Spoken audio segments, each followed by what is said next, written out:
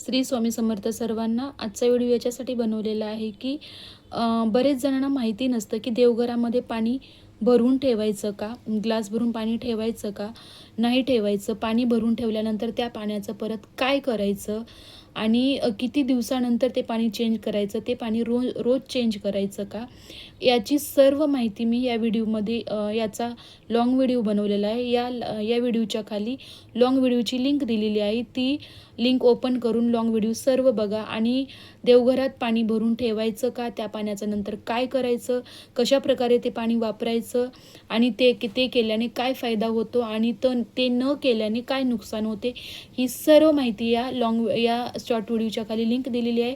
त्या लिंकमध्ये long video बनवलेला आहे.